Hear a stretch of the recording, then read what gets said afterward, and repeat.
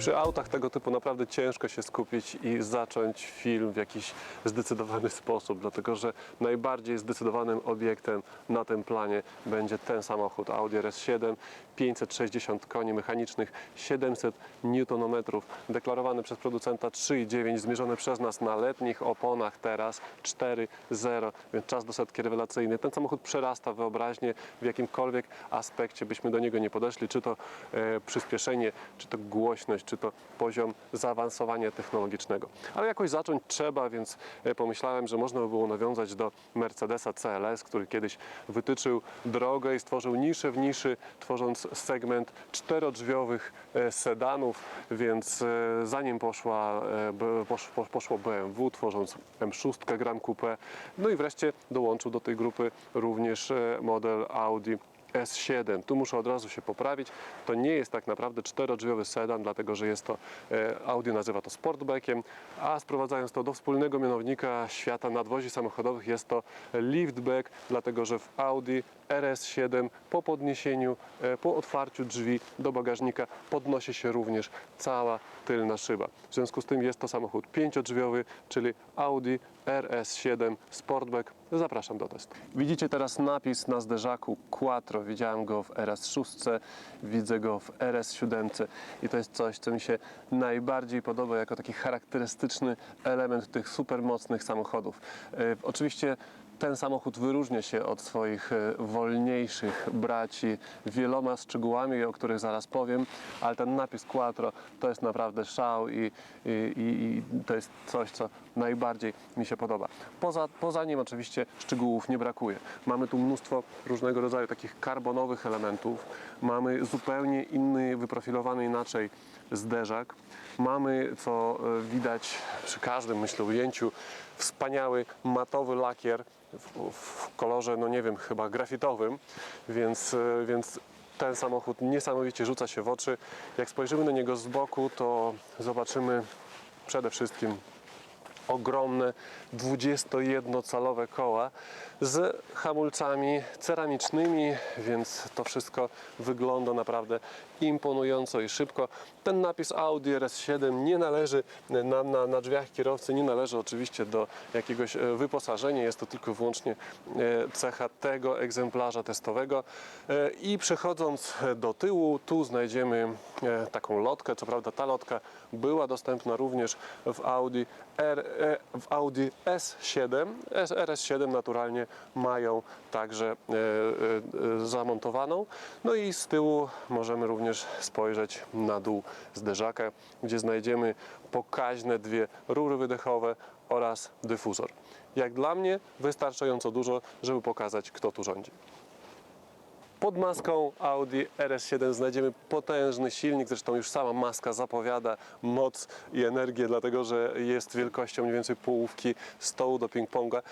Mamy tutaj V8 TFSI, dwie turbosprężarki, dumny napis V8 TFSI RS, proszę bardzo, wszystko jest wypisane, 560 koni mechanicznych, 700 Nm momentu obrotowego. Ten samochód przyspiesza według danych producenta w 3,9 do setki, myśmy zmierzyli 4 sekundy do setki, więc prawie identyczny wynik. Warto zwrócić uwagę, że 700 Nm dostępnych jest już od 1750 obrotów na minutę, a więc ten samochód przyspiesza zawsze, w każdych warunkach, będzie gotowy do tego, żeby wystrzelić jak rakieta. Z tym strzelaniem niestety wiąże się to, że niestety spalanie jest całkiem spore. Producent deklaruje około 14 litrów w mieście, 7,5 poza miastem i około 10 litrów średnie. W praktyce wychodzi to nieco wyższe spalanie, około 16 litrów wyszło mi spalanie średnie, więc nie jest to nawet trochę zbliżone do tego, co podaje producent, co przy tym samochodzie tak naprawdę nie dziwi. Natomiast dziwi troszkę mały bag, bo 75 litrów to nie jest wartość, która by pozwoliła przejechać tym samochodem choćby 500 km.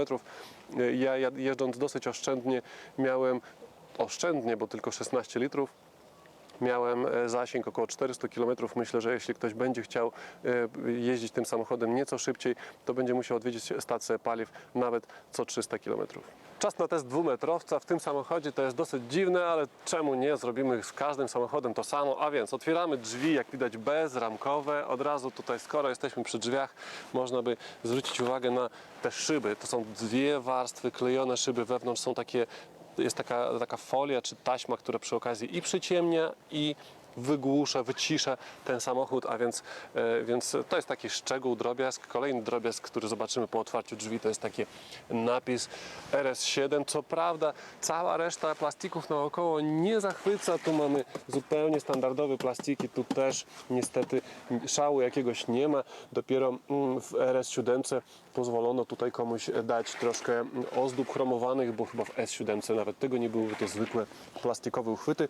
Oczywiście widać od razu, że szału nie ma, również jeśli chodzi o zakres regulacji. Mamy tu praktycznie taki sam zakres jak w każdym samochodzie, każdym innym, tylko że jest to elektryczne, czyli mamy regulację oparcia, mamy góra, dół i przód, tył, no i oczywiście odcinek lędźwiowy. I to jest już koniec, chociaż momencik, tu jeszcze możemy wyregulować dodatkowo przód, tył, a więc zajmuje miejsce i od razu zdradzę, że znajdę się w tym samochodzie bez najmniejszego problemu. Fotele są bardzo wygodne, podpierają tutaj odparcie boczne jest bardzo wyraźne, nie przeszkadza, jest dla mnie przynajmniej w sam raz. Natomiast trudno powiedzieć, żeby dla mnie w sam raz były zagłówki, bo proszę spojrzeć, one nie są regulowalne i kończą się u mnie mniej więcej gdzieś w okolicach karku, więc tutaj niestety potrzebowałbym czegoś wyższego. Wyższego bym potrzebował również, jeśli chodzi o miejsce nad głową. Jak usiądę, tak zupełnie się wyprostuję, to stykam się głową z podsufitką. To jest to oczywiście pewnie zasługa w cudzysłowie tego okna dachowego, który na szczęście jest opcjonalny. Jak tak usiądę troszkę, powiedzmy, osiądę troszkę niżej, to wtedy się nie stykam i tutaj można jeszcze, powiedzmy, jeden palec wsadzić. Powiedzmy, że jeśli chodzi o samopoczucie jako kierowcy, to nie ma problemu. Teraz otwieramy drugie drzwi, również bezramkowe. To jest otwarcie tej szyby do końca. Niżej już się tego opuścić nie da. To jest problem. Druga szyba zresztą już nie jest taka wypasiona. Proszę spojrzeć, to jest zwykła szyba. I zajmuje miejsce sam za sobą. Od razu powiem, że tu są dwie możliwości, czyli lewy fotel, prawy fotel. Na środku miejsca nie ma. Tutaj, no, jak widać, nie ma mowy o jakichś pomiarach, ile tam mi zostaje nad głową, dlatego że nad głową nie ma miejsca wcale. Ja tutaj siedzę taki, jak widać, zgarbiony. Całkiem sporo miejsca jest na nogi, jak na ten samochód, chociaż długość 5 metrów do czegoś zobowiązuje, ale tutaj miejsca nie tylko nad głową, ale też na nogi, no w sumie szału jakiegoś nie ma. Kolana się opierają o plastikową część, więc to też nie dodaje jakiegoś komfortu. Przejdę może na drugą stronę i spróbuję pokazać, co poza tym znajdziemy wewnątrz. Jak widać, jest dosyć mało miejsca. I tak, znajdziemy tu jakiś taki schowek w miejscu, gdzie mogłaby usiąść piąta osoba. Tym razem nie narzekamy na potężny tunel środkowy, bo i po co? Tutaj równa podłoga, przecież piątej osoby tutaj nie posadzimy. No ale jak widać, jak ja się przesiadałem z prawej do lewej, czy z lewej do prawej właściwie, wewnątrz samochodu, to mi już przeszkadzało. I teraz rozkładamy podłokietnik. Podłokietnik jest taki wielowarstwowy. Tu możemy nacisnąć i uzyskujemy dwa uchwyty na kubki. Tu mamy dodatkowe jakieś papiery i apteczkę i chyba jeszcze jedną warstwę pod spodem. Mamy coś? Nie, już nie. No więc tak, możemy również spróbować zajrzeć do bagażnika. Proszę bardzo, i tu możemy przywozić teraz narty. Poza tym mamy dwa niezależne oświetlenia, oczywiście LEDowe. Czarna podsufitka zresztą robi całkiem dobrą robotę i tworzy taki fajny klimat. Mamy tu również podgrzewane oczywiście siedzenie z tyłu, niezależną również klimatyzację, więc tu mamy poczwórną klimatyzację w sumie. No i myślę, że jak ktoś nie ma 2 metrów albo przynajmniej nie musi za dwumetrowcem jechać, to będzie się tutaj z tyłu czuł bardzo komfortowo. A teraz przejdźmy jeszcze bardziej do tyłu i zobaczmy, co się dzieje w bagażniku. Po otwarciu bagażnika znajdziemy w nim 535 litrów pojemności. Przy tym samochodzie nie będziemy się na tym temacie skupiać jakoś nadmiernie, ale pokażemy, że zgodnie z jakby filozofią tego samochodu, jak już dodano te boczne, dodatkowe drzwi i dzięki temu uzyskano taki praktyczny wymiar, to ten bagażnik też nie jest najgorzej wyposażony. Mamy tu parę haczyków, mamy 2 źródła światła, mamy również dodatkowe tutaj po podniesieniu miejsce na schowanie jakichś takich zupełnie drobnych technicznych rzeczy. Mamy taki całkiem obszerny schowek z siateczką. No i to w zasadzie tyle. Możemy oczywiście rozciągnąć siateczkę i dzięki temu przewozić jeszcze więcej bagaży w jakiś taki bardziej zorganizowany sposób, zabezpieczając je przed przesunięciem. Jeśli jednak nie uda nam się tego zabezpieczyć i jak przykładowo ta tablica rejestracyjna wylądowała u nas tam dosyć daleko za oparciami tylnej kanapy, to ja już muszę użyć całych swoich 2 metrów, żeby do niej sięgnąć. To jest specyfika tego bagażnika. 535 litrów brzmi oczywiście dobrze, natomiast tu nie przewieziemy jakichś bardzo wysokich rzeczy, natomiast przewieziemy rzeczy długie, bo ten bagażnik jest raczej długi, ale płytki. Jeszcze bardziej się wydłuża po złożeniu oparć tylnej kanapy. Tu proszę zwrócić uwagę, że jest to podłoga, powstaje zupełnie płaska podłoga, więc jak na samochód, który wcale nie miał służyć do przewożenia lodówek, jest to rozwiązane niezwykle praktycznie. I oczywiście powierzchnia bagażnika, czy pojemność bagażnika zwiększa się jeszcze bardziej. Co prawda producent nie podaje ile, ale myślę, że jest to wystarczająco duża zmiana. I jeszcze taki drobny szczegół.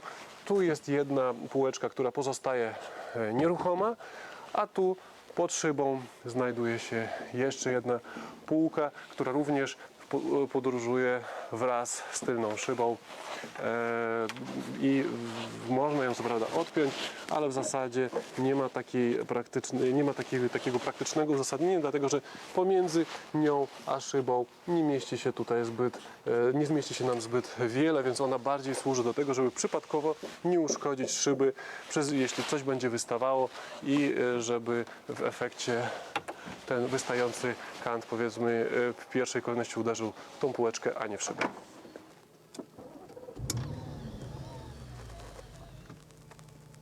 Są liczne detale, które wskazują na to, że jedziemy najmocniejszą wersją.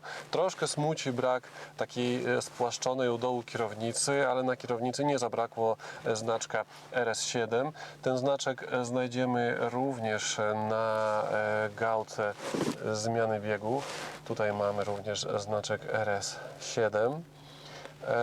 I no cóż, całe mnóstwo wykończenia karbonowego. To jest coś, co wyróżni niewątpliwie tę wersję silnikową.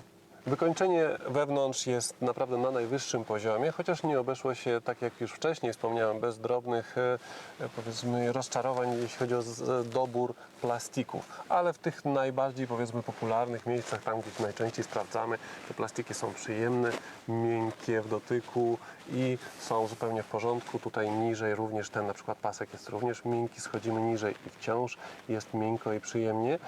Tutaj przechodzimy w karbon, więc tu też nie ma co narzekać. I jeśli od razu przechodzimy do sprawdzania miękkości, to możemy też powiedzieć o podłokietniku. Ten po prawej jest bardzo miękki, ten po lewej jest troszkę bardziej twardy i może na dłuższej trasie przeszkadzać, ale tak jak powiedziałem, zasięg tego samochodu w trasie nie będzie zbyt wielki, więc regularnie będziemy musieli tak wysiąść, więc łokieć nam się nie zmęczy. Natomiast dziwi taki twardy plastik już na tym górnym plastiku na drzwiach. Tutaj mogło być wciąż miękko. Tutaj z kolei to tworzywo jest bardzo przyjemne i miękkie, więc powiedzmy niektóre decyzje, jeśli chodzi o elementy wyposażenia, są dla mnie niezrozumiałe. Auto, jeśli chodzi o Poziom wyposażenia jest naprawdę niezwykle bogato wyposażony. Tu mamy przykładowo opcję Night Vision i na ekranie tu uzyskujemy możliwość podglądu na podczerwień, więc widzimy to samo. Tylko że wykrywamy osoby idące przed nami w nocy dużo wcześniej, niż gdybyśmy mogli to wychwycić, patrząc po prostu przez przednią szybę. Mamy dwustrefową, właściwie strefową klimatyzację. Mamy tutaj na przykład ciekawostką jest to, że regulacja na przykład mocy nawiewu odbywa się tak, że jak włączymy już ten tryb, to następnie każdy sobie reguluje to takim samym pokrętłem, który normalnie zmienia oczywiście temperaturę. Więc to jest takie bardzo pomysłowe rozwiązanie. Również tutaj na wyświetlaczu dostaniemy informację o tym, jakie są aktualne ustawienia, również w zakresie, jak widać, siły nawiewu. Audio Drive Select to jest system, którego nie trzeba przedstawiać, pozwala on na predefiniowanie jakby poszczególnych elementów samochodu, tak żeby się zachowywały w taki czy inny sposób. I tu mamy w tej chwili tryb komfort, jest tryb automatyczny, dynamiczny, czyli indywidualny. Po wejściu do indywidualnego trybu możemy sprawdzić i ustawić na przykład osobno silnik czy przekładnię.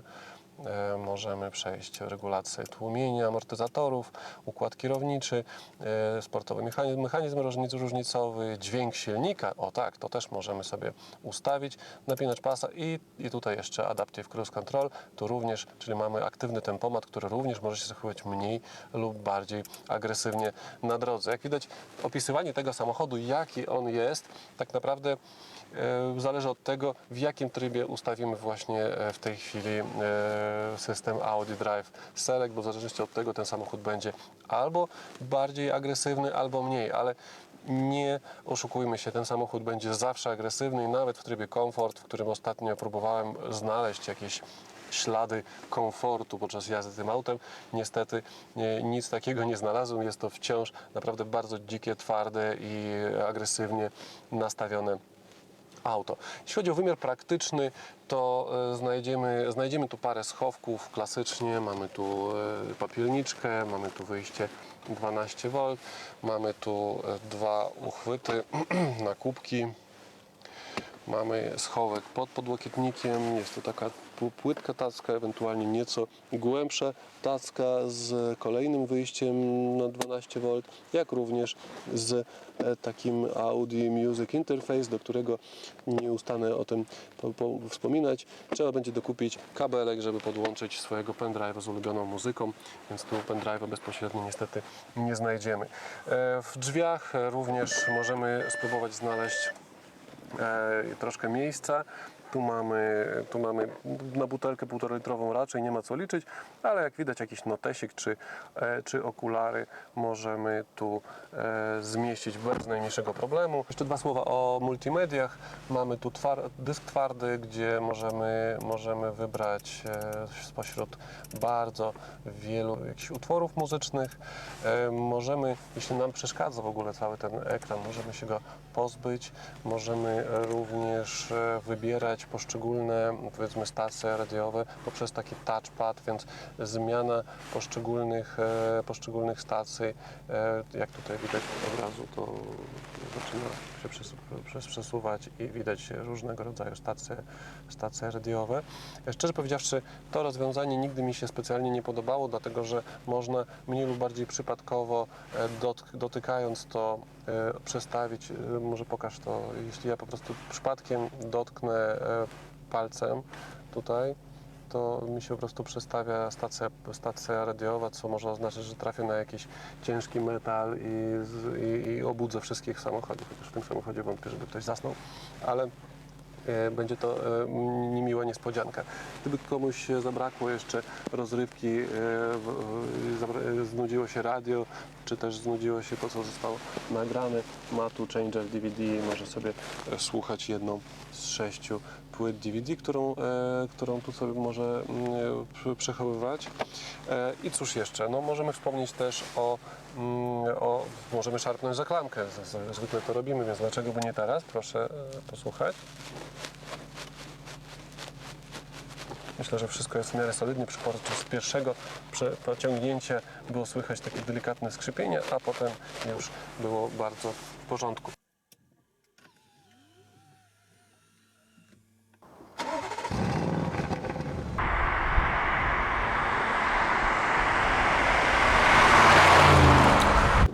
Jazda tym samochodem przypomina mi jazdę małym rowerkiem przez Teheran, czyli maksymalne wyostrzenie zmysłów i maksymalne skupienie jest potrzebne, żeby przeżyć. Ten samochód mniej więcej tyle daje emocji, że wydaje się, że jeśli tylko na chwilę spojrzymy przez okno, obejrzymy się, nie będziemy się skupiać wystarczająco na jeździe, to się źle skończy. Może tak źle aż nie będzie, ponieważ jestem otoczony wszelkimi systemami elektronicznymi, które pilnują tego mojego bezpieczeństwa, ale trzeba uważać.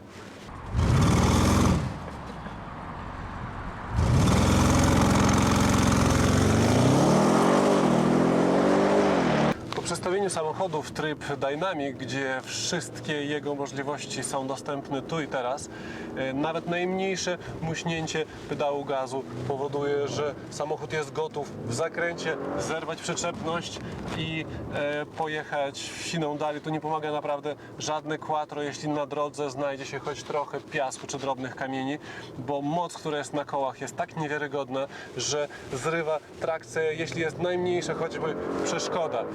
Oczywiście możemy sprowokować samochód, aby tak się zachowywał. Jeśli wyłączymy ESP, to wyłączenie jest dwustopniowe i wtedy jest znacznie więcej zabawy.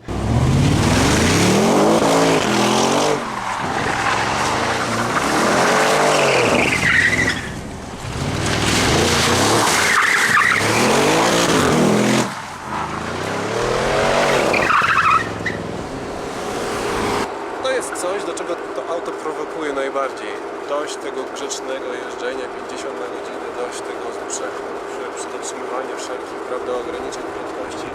Wyjeżdżamy na pusty parking, mokra kostka, więc opony się bardzo nie niszczą, a lekkie dodanie gazu już powoduje bardzo wyraźny drift, więc efekt jest taki, że po prostu bawimy się tym autem i wyciągamy z niego dokładnie to, co potrafi najlepiej, czyli czyste szaleństwo.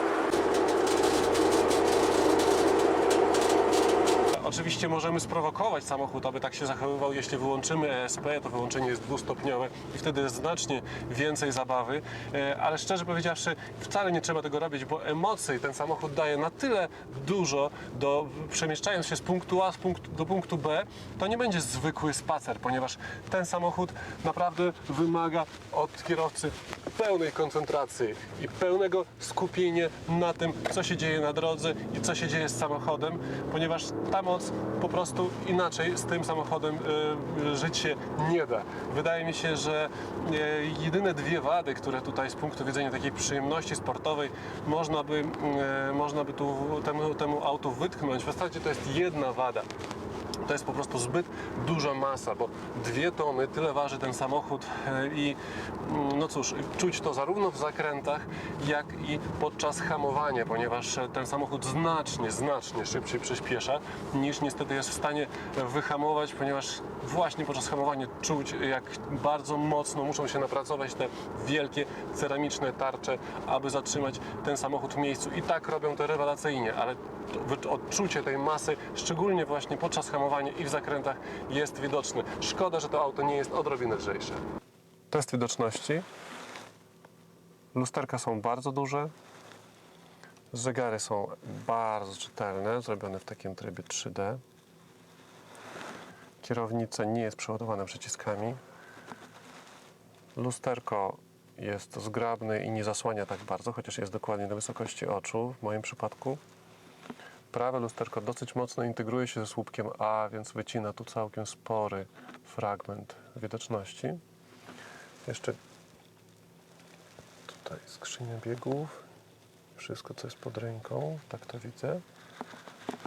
I widoczność do tyłu, jak to w aucie z takim nadwoziem, bardzo przeciętna, a wręcz w przypadku słupków C symboliczna. Teraz pomiar wyciszenia na postoju.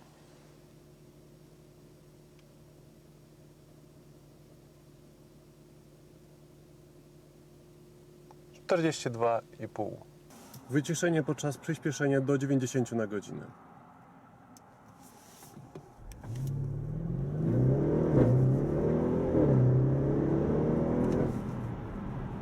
74,9. A teraz wyciszenie przy 130.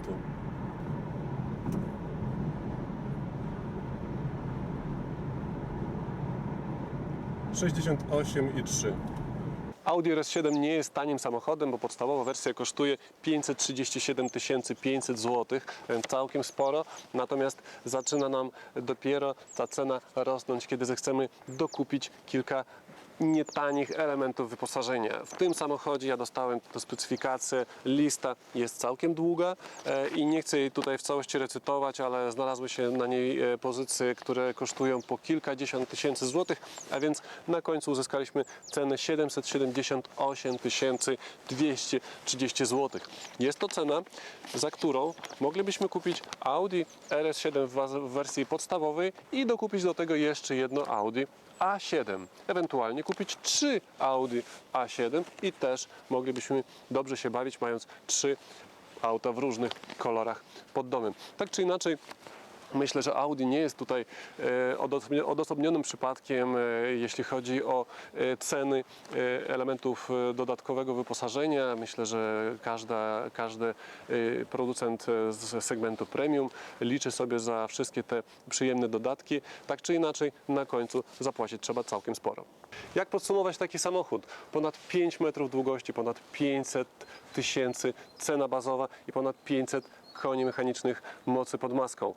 Te liczby definiują ten samochód jako auto naprawdę dla garstki wybranych, jako auto wyjątkowe. Ale myślę, że gdyby ten samochód był 10 razy tańszy, to wciąż nie byłoby to auto dla każdego. Dlatego, że jego charakterystyka, jego sposób jazdy jest tak wyjątkowy, że cały czas trzyma kierowcę w napięciu. Bo jazda tym samochodem, nawet w trybie najbardziej komfortowym, to nie jest zwykła wycieczka po bułki. To jest jazda pełna napięcia i pełna wrażeń, ale też pełna różnego rodzaju spojrzeń przechodniów, którzy patrzą nie tylko na auto, ale również na kierowcę. I myślę, że przyszłym nabywcom tego auta to się spodoba.